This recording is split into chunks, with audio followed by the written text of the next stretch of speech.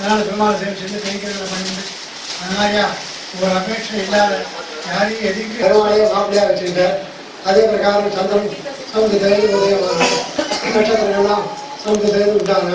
மகான்கள்லாம் அனுஷ்டானம் பண்ணுறா, சமுகத்தில் ஸ்நானம் பண்ணுறா, துணிக்காரர்கள் நாங்கள் பண்ண எவ்வளோ பாகங்கள்லாம் போகிறதுன்னு சொல்கிறா. எத்தனை கங்கை யமுனை காவேரி முதலான நதிகள் அவராசம். ஏன்னா ஒரு நீர்னு பேர் சமுதிரத்துக்கு 3 வகையான நீர், ஆற்று நீர்கள், ஆறுகள், ஊற்று நீர். கடத்தலாம் ஊற்று வரமாக சமுதிர அடி இருக்கும்போது அதில் மேலே மழையிலேருந்து வரக்கூடிய ஜனம் அதால் முன்னீர் ஞானம்ன்றதா சொல்லி திருவாய்மொழியில் முன்னீர் பிரபலத்துக்கு வியாக்கியானம் பண்ணிச்ச பெரியவாள்லாம் 3 வகையான நீர் எப்பவும் ஒரு மூலை இருந்துட்டே இருக்கிறதால சமுதிரத்துக்கு பேர் என்ன. இந்த சமுதிரராஜனுக்கு என்ன பாக்கியம் பார்க்கிறா, என்ன ஆச்சரியம். அந்த மாதிரியாக விராட்டியே அவருக்கு வந்து அவர் குமார்த்தியா வந்து அவதரிக்க முடியா பண்ணினான். பெருமாளே மாப்பிடன்னா இதை விட என்ன வேணும். அந்த மாதிரி இந்த பிருகு மகர்ஷிக்கு ஒரு பெரிய ஏக்கம் என்னன்னு கேட்டால், பிராட்டியானவர் இவருடையதான பெருமைகள் எல்லாத்தையும் தெரிஞ்சு இவருக்கு தான் புத்திரியா வரணும்னு எத்தனையோ கதைகள் அங்கெல்லாம் இப்போ திருக்குறள் அந்த பத்தாமரை குளம்னு பேர் அந்த புஷ்கரிணியில பிராட்டி அவதரிச்சா. அவர் வந்து ரிஷி ஒருத்தர் அவர் வந்து பொண்ணை தனக்கு பொண்ணா பாவிச்சு போன வழி தயார 6வது ஆழ்வானுக்கு கல்யாணம் கொடுத்தாரு. சதபுராணிகள் அவர் இன்னும் அதே பிரகாரம் பூமிதேவி அவர் மார்க்கண்டேவி பொண்ணா வந்து உப்புலிபுரி சன்னதியில் அவரே பர்த்தாவை அடைஞ்சார். இதெல்லாம் இங்கே கதைகள் உண்டு. ஆனால் எல்லா வேதங்கள்லையும் இப்போ நான் சொன்னதெல்லாம் இருக்கேன். இது வேதத்திலேயே வரக்கூடிய கதை. அதி பிராச்சீனமான வேதம் இதிகாச புராணங்கள் எல்லாம் விட பிராச்சீனமான வேதங்கள்ல சதசனா பாவத்தியேகம் அற்புதம் விஸ்வம் பவத்தியாக நீளம் அப்படின்றதா சொல்லி எம்பெருமான் நாபி கமலத்தில் ஒரு தாமரை இருக்குது. அதை பிரம்மா லோகத்தெல்லாம் சிருஷ்டிக்கிறதுக்காக அவரை வந்து பிரம்மாவை சிருஷ்டிச்சார். அவருக்கு வேதம் எல்லாம் கொடுத்தார். அவர் வந்து யாரான்னு கேட்டால் பிராட்டியானவர் சியோனி ஜலத்திலேருந்து உண்டானவளான ஜலத்தை தனக்கு பிறப்புக்கு காரணமாக அமைஞ்ச அந்த பெரிய பிராட்டியானவர் எம்பெருமானுக்கு பத்தினியா வந்தா. இந்த வேத வாக்கியத்தில் இதெல்லாம் வருது. அவ்வளோ பிராச்சீனமான வரக்கூடியதான ஒரு பெருமை. அது அந்த மாதிரியான பெருமையின் உடையவாக இந்த ரசகோத்திரத்தை சேர்ந்தவரும் ஒருத்தர் பார்கவர் சவணர். சவணனுடைய கதைகள் எடுத்தால் எங்கெங்கோ போகிறது.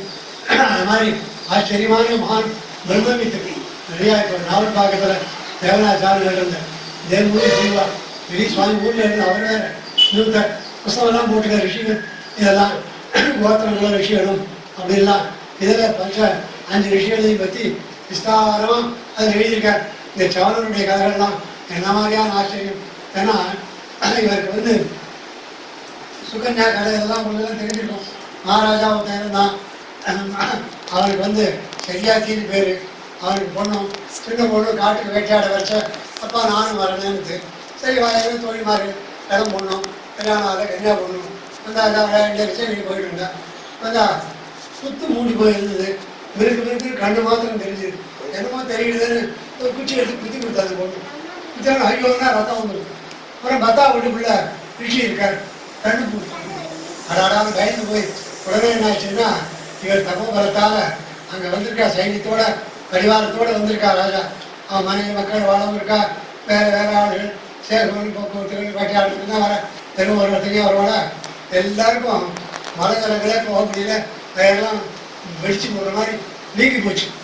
மகோதரன்னுவா அதானோடு என்ன காரணம்னு கேட்டால் இந்த பொண்ணு பயந்து அப்படி ஆகி போச்சு சொல்லுது. அப்படியா நான் அவர்கிட்ட போய் பிரார்த்திச்சு புத்தகம்லாம் உடச்சு பார்த்தா நான் என்ன பண்ணுவேன். அதெல்லாம் சரி நான் ஒன்றும் சிரிக்கலை. அதான் ஆயுத்தாக்கும் சரி உங்களெல்லாம் சரியாக போடும். என் கண்ணு என்ன போச்சே நான் என்ன பண்ணுவேன்னு உடனே என்ன பண்ணார். என் பொண்ணால் தானே போச்சு. இந்த பொண்ணை ஒரு கல்யாணம் கொடுக்குறேன். யாராவது ஒரு குருடன் வயசான கழகர் கண்ணு தெரியாதவர் 80 வயசுக்கு மேலே ஆகுது. அவருக்கு போய் ஒரு ராஜகுமாரி கொடுப்பாளா? அந்த காலத்தில் அதெல்லாம் பார்க்க மாட்டான். தப்பு யார்கிட்ட இருக்கோ தப்புக்கு பிராயசம் பண்ணணும். இவளால் வந்தது. இவள் கட்சியிலிருந்தும் கண்ணாட்டமும் அவங்க இருந்து பக்கத்தில் பண்ணுவான்னு கொடுத்துட்டார். பாண்டான்னு கேட்கல கொடுத்து சரி நாய் போச்சு. அதுக்கப்புறம் என்ன பண்ணாங்க கண்ணுன்னா உடனே வைத்தியம் பண்ணி கண்ணெலாம் வைத்தியம் பண்ணிடுவேன். மகா கும்பவித்து அஸ்வினி தேவதைகள் தேவலோகத்தில் வைத்தியார் அவளை வரவழைச்சார். ஏதோ பத்திரம் பண்ணினான். பண்ணி கண்ணில் கொடுத்தா கண் நல்லா தெரிஞ்சு 2 கண்ணையும் எடுத்து பார்த்த உடனே பார்த்தா ரொம்ப அறியாத பொண்ணு. அடாடா 18 வயசு கூட ஆகலை. இந்த பொண்ணுக்கு நான் கடவுள் பர்த்தா ஐயோ என்ன அநியாயம் பத்தியா முதல்ல பொண்ணுன்னு நினச்சிட்டு இருந்தேன். இப்படியாகி போச்சேன்னு தன் கழத்தன்மையான சரீரத்தையும் பார்க்கிறார், அவளையும் பார்க்கிறார்.